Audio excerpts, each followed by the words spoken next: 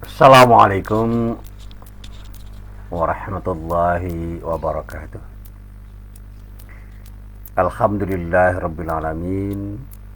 Wassalatu wassalamu ala asyarafil anbiya'i wal mursalin Nabiyyina Muhammadin wa ala alihi wa sahbihi ajma'in. Amma ba'd. Para jamaah yang dirahmati Allah, Alhamdulillah pagi ini kita bisa bertemu lagi, dan kita berharap mudah-mudahan pertemuan ini benar-benar menjadi pertemuan yang mendapatkan ridho dari Allah Subhanahu wa Ta'ala. Amin. Para jamaah yang dirahmati Allah, seringkali kita ini terlalu memperhatikan persoalan-persoalan yang besar, sehingga persoalan-persoalan yang kecil itu kita abaikan. Padahal seringkali sesuatu yang besar itu terjadi karena sesuatu yang kecil, baik dalam arti yang positif maupun yang negatif. Yang positif misalnya, saya pernah punya pengalaman yang sederhana. Satu saat saya itu ingin ke masjid ketika saya berada di kantor, karena saya ingin datang sebelum waktunya. Saya berangkat jam 11. Jam 11 saya keluar dari kantor, kemudian menuju masjid. Di tengah jalan saya ketemu dengan salah seorang teman saya yang sudah lama tidak ketemu. Kemudian dia mengajak saya ke kantin sebentar, minum sebentar, 10 menit lah, saya mau berbicara sesuatu yang penting. Kemudian dia mengajak saya untuk ngobrol. Ternyata ketemu ada gagasan yang penting yang bermula dari guyonan atau guruan. Dari bergurau kemudian muncul gagasan penting. Apa gagasan penting itu? Mas, sebentar lagi ekonomi syariah itu akan menggeliat. Sebelum gagasan itu tertuang menjadi gagasan yang kokoh, yuk kita menggagas ekonomi syariah dari sebuah proses pembelajaran yang baik. Ya, kita diskusi aja lah, atau kita sama-sama menulis dari yang paling sederhana. Apa yang paling sederhana itu? Memahami kembali konsep riba. Wah, itu gak sederhana itu. Perdebatan tentang riba itu sampai hari ini belum selesai, dan selalu berkutat pada argumen-argumen masing-masing. Minimal ada 3 macam pendapat tentang riba. Yang satu haram, yang satu itu syubhat, yang satu halal. Saya katakan bukan ribanya yang dipersoalkan itu. Kalau riba haram itu jelas, tapi apa yang disebut riba? Nah, itu maksud saya. Saya katakan bahwa ketika kita itu menghadapi ayat-ayat yang jelas, tidak repot. Tapi ketika kita harus memahami ilah dari sebuah ketentuan hukum, ini tidak mudah. Apalagi kalau ilahnya itu ilah yang tidak ada di dalam teks, sehingga kita harus beristimbat. Nah, yang namanya ilah mustambatah, ilah yang harus diistimbatkan, yang harus dinalarkan penalaran yang bermacam-macam. Disinilah kemudian sering ada titik potong ketika orang memahami ilah dari apa yang diharamkan oleh Allah. Misalnya riba haram, ya, jual beli halal, ya, tapi kenapa jual beli halalkan sementara riba itu diharamkan? Dan riba itu berbeda dengan jual beli, sehingga Rasulullah mengatakan wa ahallallah al-bai'ah. Sementara ketika bicara tentang riba, wa harrimar riba. Berkali-kali kalau saya pahami dari hadis itu berangkat dari Al-Quran sebenarnya. Halalnya jual beli ada di dalam Al-Quran, haramnya riba ada dalam Al-Quran, dan di dalam hadis dijelaskan. Cuma kontekstualisasi pemahamannya kan tidak hanya selesai pada ketika jual beli itu terjadi pada masa Rasulullah. Kita harus melihat substansi jual beli itu apa, substansi riba itu apa, dan disitulah kemudian muncul gagasan-gagasan yang luar biasa. Kalau begitu kita tidak cukup hanya diskusi. Boleh nggak pada suatu saat kita itu mendirikan program studi yang konsentrasinya menggagas tentang itu? Ya boleh saja, cuma kira-kira setuju atau tidak. Nah disitulah kemudian saya membuat rancangan bersama dengan teman-teman, sehingga jadilah rancangan program studi ekonomi syariah yang pada waktu itu nomenklaturnya belum ada, sehingga orang berbicara tentang bank saja, bank Islam. Nah karena terlalu sempit, saya katakan sudah buat saja ekonomi dan perbankan Islam. Wah, nomenklaturnya nggak ada. Ya nomenklaturnya apa saja yang bisa disahkan oleh pemerintah? Nomenklaturnya satu, muamalah. Jurusan muamalah, cuma konsentrasinya itu ekonomi dan perbankan Islam. Jadi muamalahnya itu cuma untuk label saja. Jadi rumah besarnya muamalah, semua nanti kajian utamanya itu adalah masalah ekonomi syariah, dan utamanya nanti merujuk pada sesuatu yang terkait dengan kasus perbankan syariah. Nah pada waktu itu memang sudah berdiri bank muamalah. Bank muamalah waktu itu sudah berdiri. Gagasan itu mengembang sehingga tidak sampai 2-3 bulan waktu itu ada proposal yang bisa dipresentasikan. Jadilah kemudian saya dan teman-teman itu mendirikan program studi ekonomi dan perbankan syariah, tetapi namanya tetap muamalah. Karena apa? Kalau tidak dinamai muamalah tidak mendapatkan izin, tetapi isinya ekonomi dan perbankan Islam. Itu terjadi pada tahun akademik 1999 ya, waktu itu menjelang tahun 2000. Tetapi pada waktu itu ditanya ada nggak yang berminat.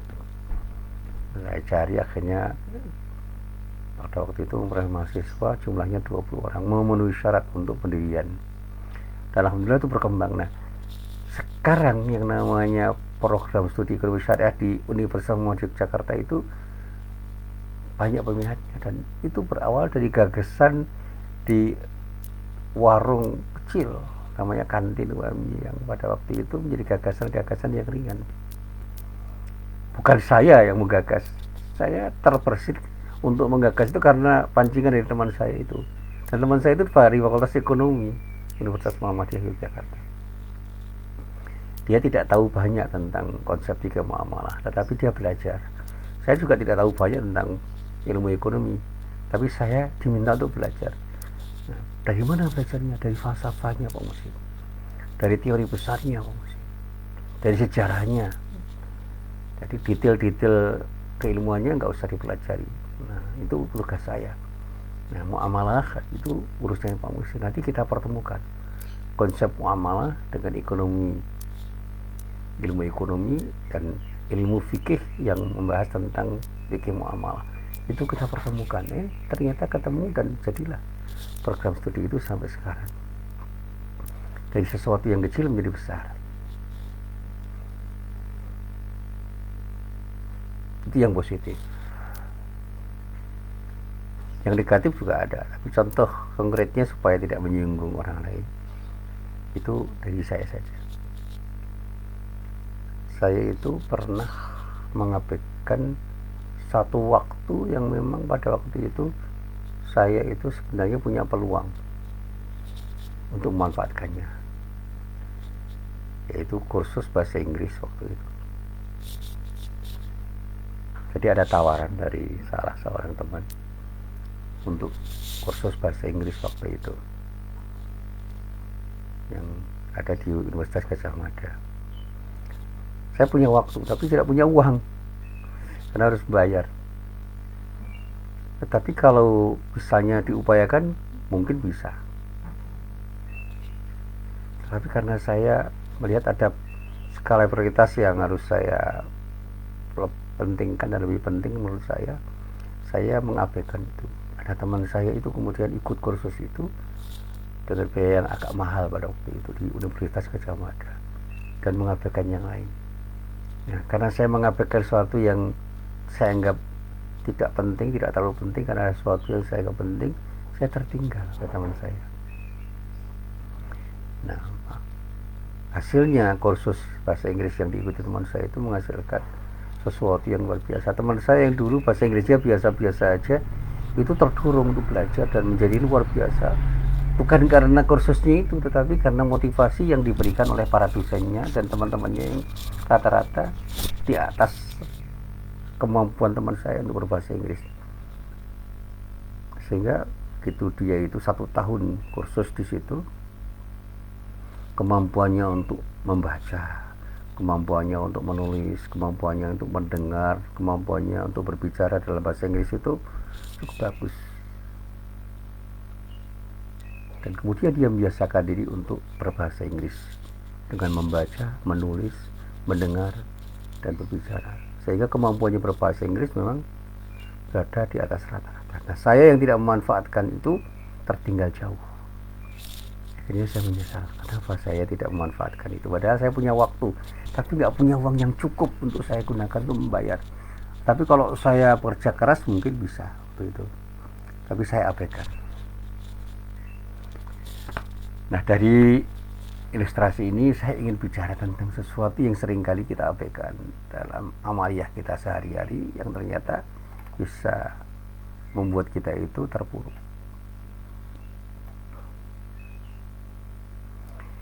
Ada satu riwayat, ini bukan hadis, yang saya jadikan sebagai pintu masuk untuk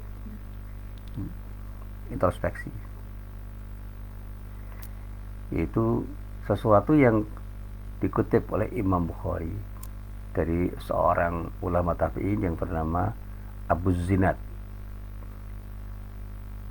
yang dia pernah mengatakan dengan satu pernyataan begini, inna sunana wa wujuhal haqqi la ta'ti kathiran ala khilafir ra'yi. Kalau diterjemahkan dengan terjemahan yang bebas kira-kira begini, sesungguhnya mayoritas sunnah dan kebenaran itu bertentangan dengan pendapat pribadi.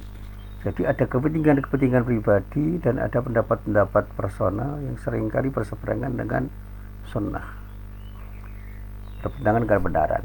Jadi ketika kebenaran itu diwakili oleh seseorang, maka banyak orang yang kemudian banyak menentang pendapat-pendapat kita itu, sehingga kita kemudian terpengaruh. Oh iya ya, tidak harus begitu ya. Nah, utamanya ketika kita sudah terjebak pada ego kita. Seringkali kita itu memandang sesuatu yang berat itu menjadi sesuatu yang salah, sehingga kita mencari yang ringan-ringan saja. Dan sunnah Rasulullah yang ketika kita coba untuk kita runut, itu berat-berat ketika harus kerjakan, dan kita merasa berat. Saya pernah satu saat bertanya, kenapa Rasulullah sebegitu rupa bisa melaksanakan ini dan itu, padahal beliau itu orang sibuk. Lalu saya cari pembenaran, ya karena dia itu mendapatkan keutamaan dari Allah sehingga kekuatannya luar biasa. Kita kan orang biasa, saya ini orang biasa.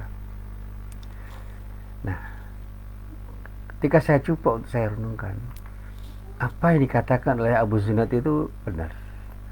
Betapa seringnya seorang itu enggan menerima kebenaran karena bertentangan dengan pendapatnya atau pendapat pribadinya, bahkan pendapat orang-orang yang ada di sekitarnya, dengan tendensi satu, ingin membenarkan apa yang dia yakini dan menyalahkan apa yang tidak diyakini, padahal yang tidak diyakini itu sebenarnya lebih kokoh argumennya. Termasuk dakwah kita untuk membangun sikap tauhid yang dulu pernah ditawarkan oleh Nabi Muhammad SAW kepada orang-orang musyrik, ditolak mentah-mentah karena bertolak belakang dengan keinginan pribadi mereka, terutama dari keinginan tokoh-tokoh terpandang di kalangan kaum musyrikin pada waktu itu. Nah, sekarang ini saya juga merasakan ada sesuatu yang benar, tetapi karena tidak didukung oleh argumen banyak orang dan tidak mendapatkan dukungan dari orang-orang yang dianggap pinter, akhirnya kandas. Dan bahkan orang yang semula yakin dengan kebenaran yang dia katakan itu lama-lama tidak yakin, karena dia tentang oleh banyak orang. Dan memang ketika dicoba untuk diamalkan, apa yang diyakininya itu menjadi susah untuk diamalkan. Tidak jarang seseorang itu tidak mampu untuk mengendalikan hawa nafsunya dan terbebas dari kekeliruan-kekeliruan, terutama kekeliruan pendapat dirinya, karena punya sifat kekeh, bersikukuh meyakini sesuatu dan tidak mau menerima sesuatu dari orang lain karena bertentangan dengan pendapat pribadinya. Jadi apapun yang bertentangan dengan pendapat pribadinya ditolak. Bahkan ketika Islam itu mengajarkan sesuatu yang baik dan diajarkan oleh Rasulullah dengan sunnahnya, kalau itu bertentangan dengan keinginan-keinginan pribadi kita, itu kita tolak.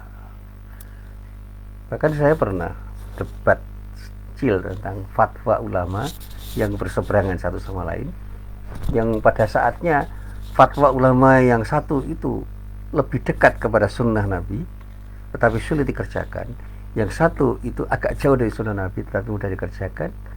Fatwa yang kedua itu yang agak jauh dari sunnah Nabi secara faktual dan lebih dekat dengan kepentingan-kepentingan kita sesaat, itu dibenarkan banyak orang.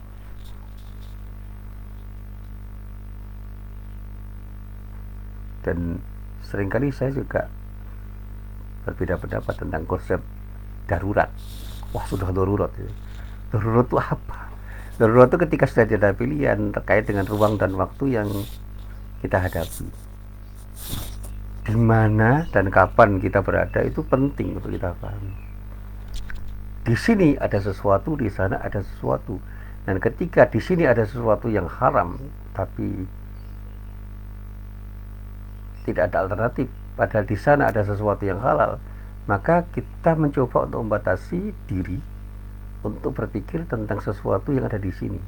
Jadi di satu ruang, misalnya di Jogja itu ada sesuatu yang haram, padahal di Solo ada sesuatu yang halal.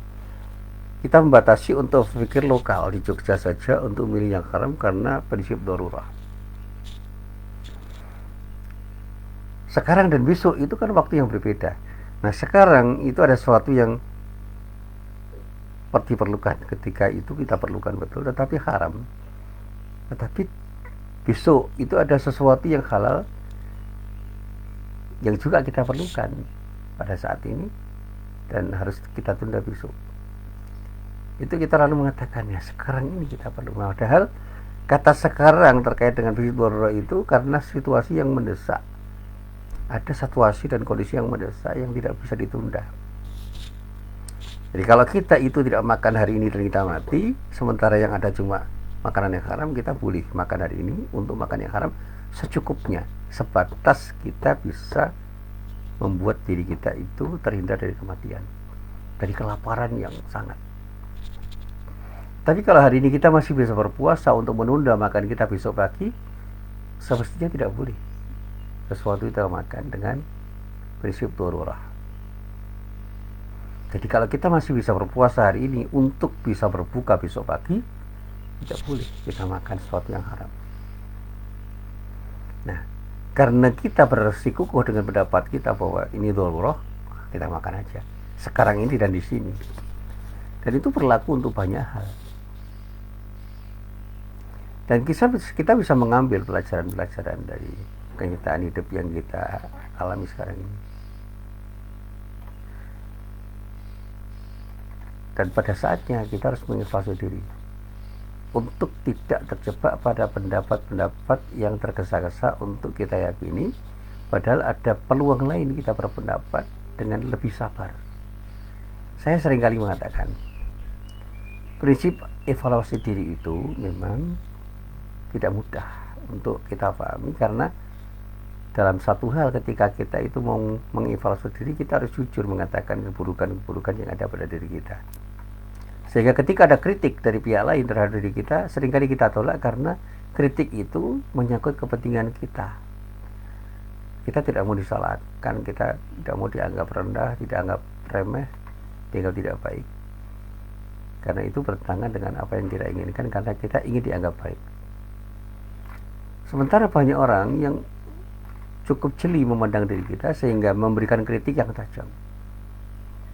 Disinilah saya sering mengatakan, ketika ada kritik tajam yang cenderung merendahkan diri kita, jangan marah dulu. Kita coba untuk menyendiri, untuk mengevaluasi apa benar kritik dari orang itu terhadap diri kita. Demikian juga ketika ada orang memuji diri kita, jangan buru-buru kita tersanjung dengan pujian itu.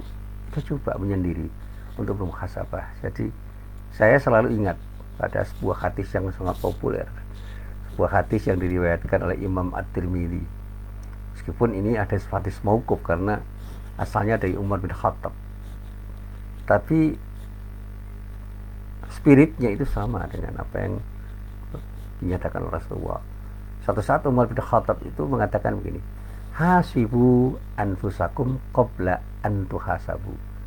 Koreksilah, bermuhasabahlah diri Anda sebelum kalian dikoreksi oleh orang lain. Sebelum kita itu dinilai orang lain, nilai dulu diri kita secara objektif, jangan terjebak pada subjektivitas kita. Dan itu bisa terjadi kalau kita itu jujur dan terbuka untuk menilai diri kita apa adanya. Berlatihlah untuk jujur dan terbuka ketika kita menilai diri kita sendiri. Lalu Umar mengatakan, wa tazayyanu lil ardi al akbar. Al ardul akbar itu adalah sesuatu yang seringkali diterjemahkan oleh orang dengan pagelaran agung. Artinya apa? Di sini ada kata-kata yang terkait dengan hari kiamat. Sebelum kiamat terjadi, berhiaslah kamu. Artinya persiapkan dirimu untuk menghadapi hari kiamat, di mana Anda pada saatnya nanti akan mempertanggungjawabkan diri Anda ketika Anda berhadapan dengan Allah. Jadi menyiapkan kematian itu penting. Bukan berarti ingin mati, tidak. Mencari mati tidak, apalagi bunuh diri tidak. Mati itu adalah sesuatu yang pasti terjadi. Kapan kita nggak tahu, di mana kita nggak tahu, dengan cara apa Allah mengambil nyawa kita nggak tahu. Tapi kita harus siap dengan berhias diri, dan berhiaslah dengan beramal soleh sebaik-baiknya, dan tinggalkan maksiat itu seoptimal mungkin. Nah, disinilah kemudian akhlak kita itu harus kita jaga, jangan sampai kita membangun akhlak yang buruk. Berhiaslah dengan akhlak yang baik. Bahkan Umar bin Khattab itu pernah juga mengatakan, la yakunul abdu taqiyan hatta yuhasiba nafsahu kama yuhasibu syarikahu min aina mat'amuhu wa malbasuh. Seorang hamba itu tidak dikatakan bertakwa sehingga dia mengevaluasi dirinya sendiri sebagaimana dia mengevaluasi temannya. Dari mana dirinya memperoleh makanan dan pakaiannya. Jadi kalau kita itu bisa mengoreksi orang lain, dari mana orang lain itu memperoleh makanan dan pakaiannya, kita pun harus mau mengoreksi diri. Artinya kalau kita itu bisa mengoreksi orang lain, jangan pernah kita tidak bisa mengoreksi diri kita sendiri. Dan pada saat kita dikoreksi orang lain, itu terlambat sebenarnya. Karena apa? Kita lupa untuk mengoreksi diri kita sendiri. Orang yang mau dengan secara jujur dan terbuka mengoreksi diri sendiri dengan apa adanya, tanpa malu mengatakan yang buruk itu buruk dan yang baik itu baik pada dirinya, insya Allah dia akan selalu menjadi lebih baik dari waktu ke waktu. Termasuk ketika kita itu mendapatkan musibah dari Allah, jangan pernah kita salahkan musibah itu. Barangkali kita itu memang pantas mendapatkan musibah dari Allah karena kelupaan kita, karena kita lupa pada Allah, sehingga kita selalu bisa bersikap lapang dada terhadap musibah yang menimpa diri kita. Dan bahkan saya pernah ditanya oleh orang, kalau ada orang yang mencela Bapak, apa yang Anda lakukan? Saya katakan, saya tidak akan marah. Saya akan merenung, kenapa orang mencela diri saya? Apakah saya itu pantas dicela? Termasuk ketika saya tidak diapresiasi atau dihargai orang, saya tidak akan marah. Saya cenderung akan merenung, kenapa saya tidak menjadi orang yang bisa dihargai oleh orang? Oleh karena itu, saya semakin mengerti, kenapa orang tidak menghargai saya? Karena ini dan itu. Saya harus memantaskan diri supaya tidak dihina dan mendapatkan apresiasi. Tapi jangan sampai hidup ini kita isi dengan keinginan untuk dipuji-puji orang, karena kita akan terlibat dalam proses pencitraan diri. Perbaiki diri kita itu secara substantif, baik dalam nilai ibadah maupun muamalah. Bebaskan diri kita dari sifat nifak, yang seringkali sifat itu kemudian mengambilkan sesuatu yang serba manipulatif. Jangan pernah kita itu tampil dengan kepura-puraan.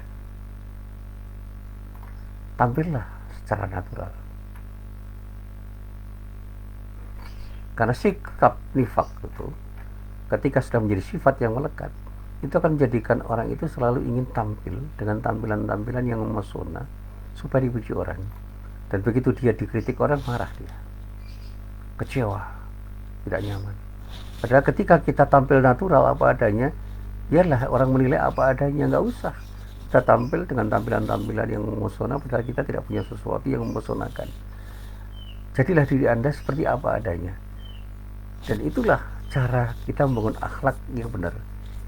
Ambil apa adanya dengan terus memperbaiki diri dari waktu ke waktu, dan jangan pernah berhenti untuk berproses dalam rangka memperbaiki diri. Dan jangan pernah kita tidak ingat pada Allah sehingga kita terpuruk dalam kemaksiatan. Begitu kita itu terjebak dalam satu kemaksiatan, tidak hanya dalam tindakannya tetapi cara berpikir, segera istighfar. Begitu kita itu bisa berbuat baik sebaik apapun, sekecil apapun, segera ucapan tahmid alhamdulillah. Ilustrasi yang sering saya kembangkan begini, saya itu pernah satu saat itu diajak ngobrol oleh orang, kemudian diminta oleh orang itu untuk memberikan tausiah. Husin, obrolan kita jadikan tausiah aja. Di mana? Di pengajian saya. Wah, berat ini, berat. Ini sekedar obrolan, enggak. Ini inspirasi bagi orang. Dan ternyata saya bisa mengembangkan obrolan ini menjadi tausiah yang baik dan diapresiasi oleh banyak orang. Alhamdulillah. Tidak menduga saya bisa menggagas sesuatu yang luar biasa, padahal saya belum pernah belajar. Tapi apa yang saya katakan itu menjadi inspirasi bagi saya untuk mengatakan apapun yang ingin saya katakan dengan tanpa beban. Karena apapun yang saya katakan itulah apa yang saya kerjakan. Saya ucapkan tahmid alhamdulillah. Tapi begitu saya itu keliru ngomong, saya segera beristighfar. Kenapa saya harus keliru ngomong? Dan itu adalah sikap yang terbaik ketika kita ingin bermuhasabah dengan sebaik-baiknya. Lakukan tindakan yang tepat. Beristighfarlah ketika Anda berbuat salah, sekecil apapun di saat itu.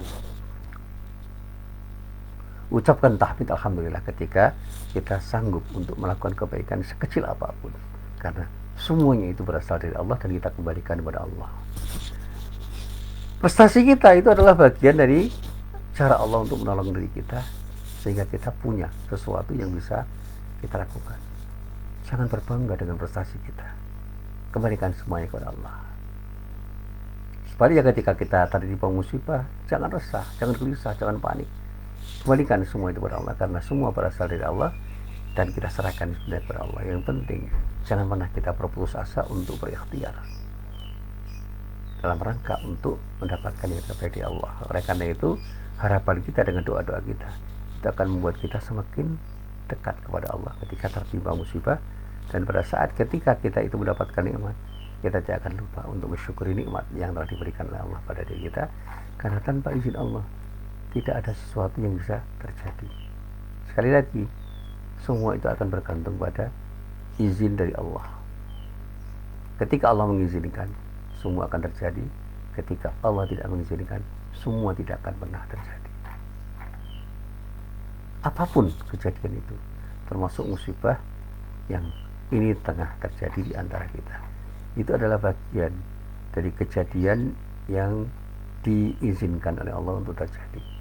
Kalau tidak ada izin dari Allah, semua tidak akan pernah bisa terjadi. Itu keyakinan yang harus kita bangun.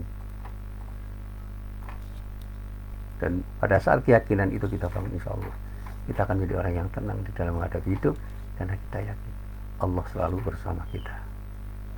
Nah, para jamaah yang dirahmati Allah, dalam pengajian ringkas ini endingnya begini. Apa yang ingin saya sampaikan dalam pengajian ini sebenarnya sederhana. Jangan remehkan sesuatu yang Anda anggap sementara ini sebagai sesuatu yang remeh, karena dari sesuatu yang remeh itu seringkali muncul sesuatu yang luar biasa. Dan jangan terlalu kaget dengan sesuatu yang luar biasa, takjub dengan sesuatu yang luar biasa, karena sesuatu yang kita anggap luar biasa itu mungkin adalah sesuatu yang sebenarnya biasa-biasa aja. Serahkan semuanya kepada Allah dan yakinkan diri kita bahwa Allah selalu bersama kita kapanpun dan dimanapun kita berada. Dan insya Allah hidup kita akan tenang karena kita selalu ada di dalam kebersamaan kita dengan Allah.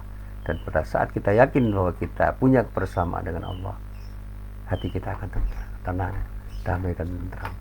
Makanya dalam konsep zikir, ingatlah kepada Allah kapanpun dan dimanapun Anda berada, dan jangan pernah Anda lupa kepada Allah kapanpun dan dimanapun Anda berada. Karena di saat kita itu berzikir, mengingat Allah, insya Allah Allah pun akan mengingat kita, dan pada saat kita itu kesulitan, Allah yang akan berikan kemudahan dimanapun, kapanpun, dalam urusan apapun. Jadi sekali lagi, jadilah kita yang selalu ingat pada Allah, sehingga Allah mengingat kita, dan pada saat ketika Allah mengingat kita, insya Allah apa yang kita alami itu akan selalu ada dalam naungan perlindungan Allah. Dan pada saat Allah melindungi kita, tidak ada sesuatu yang sulit, semua menjadi mudah karena Allah yang berkenan memudahkan sesuatu yang sulit. Semua yang sulit akan menjadi mudah karena kehendak Allah, tapi semua yang mudah bisa menjadi sulit karena kehendak Allah. Inilah apa yang bisa saya sampaikan, mudah-mudahan menjadi bahan renungan buat kita semua. Billahi taufik wal hidayah. Assalamualaikum warahmatullahi wabarakatuh.